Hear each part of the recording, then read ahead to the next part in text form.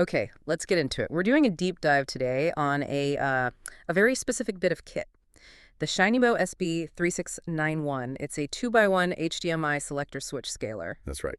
And our mission really is to look at its, unique features like picture-in-picture, but also something quite important, its TAA compliance. Right. So fundamentally, what are we looking at? Just the basics. Well, it's a switch box. You've got two HDMI inputs, feeds them into one HDMI output. Pretty standard stuff there. And it handles resolutions up to 1080p. Exactly. Full HD. Mm. But the real headline features are the PiP and PoP modes, picture-in-picture and picture-outside-picture. Yeah, that's the cool part. Seeing two sources on one screen, either layered or side by side, seems super useful for like monitoring or control rooms. Definitely. It's a big organizational plus. That's clearly the main draw. But you mentioned a catch. What's the technical detail we need to watch out for here? Yes. The critical thing, and this is really important, is that those special modes, the PiP and the PoP, they only work when the output is set to 1080p. Only 1080p. So if you try, say, 720p. Nope, they just disabled. It's hard locked. If you want dual view, you must be running a 1080p output. No other option for that feature. Okay, that definitely shapes how you'd integrate it. It demands a 1080p workflow for those features. Precisely. Now, it is also a scaler, which is useful. Right, so it can take maybe a lower res input, like 480p. Yeah, you can scale that up to 1080p for the output, or scale down if needed, though the main use case seems to be standardizing to 1080p. And this focus on 1080p kind of explains the underlying tech specs too, right? HDMI 1.3. Exactly. It's HDMI 1.3 and HDCP 1.2 compliant.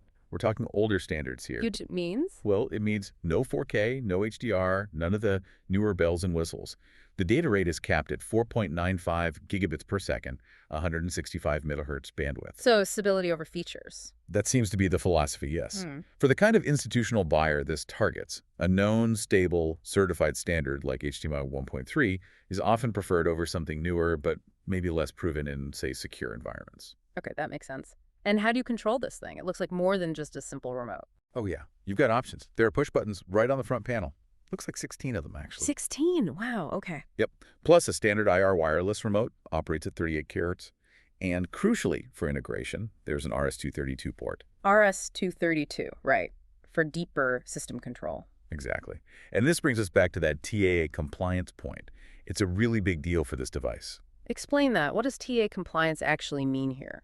So TAA Trade Agreements Act compliance means the product is manufactured or substantially transformed in the U.S. or a designated country.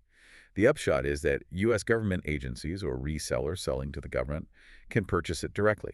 Oh, so it's specifically cleared for government procurement channels. Precisely. The source material even points out that they offer discounts if you're using .gov, .mil, .edu, or .org email addresses. It's laser-focused on that institutional market. That explains the older, stable tech standards and the robust control options, too. Reliability and compliance are key. Absolutely. And it even has an extra image settings menu. You can tweak color, brightness, contrast, saturation.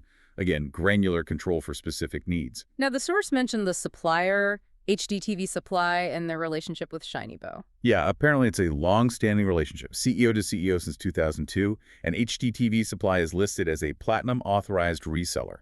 So what does that mean for you, the listener, if you buy through them? Well, according to the info, buying through an authorized platinum reseller like them gets you an enhanced 3-year warranty from Shinybow. 3 years? That's pretty good. And, maybe even more importantly for the target market, you get free U.S.-based live telephone tech support for the lifetime of the product. Lifetime support. Okay, Yeah. That's a significant benefit, especially for government or education users who need that long-term assurance. Definitely a major selling point in that space. Yeah. So summing it up, the SB-3691 is really a specialized tool. A 2x1 switcher and scaler, defined by those 1080p locked PiP and PoP features. Right, plus extensive control options, and crucially, that TAA compliance for government and institutional sales. A very focused device for a very specific market, then. Absolutely.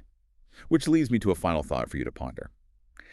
If a device like this, designed explicitly for government and institutional use, deliberately sticks with older, proven standards like HDMI 1.3 for stability and security, what does that suggest about the real-world deployment and perceived value of the absolute latest, highest resolution hardware, like, say, 8K, in environments where reliability is paramount? Is bleeding edge always better in mission-critical situations? Something to think about.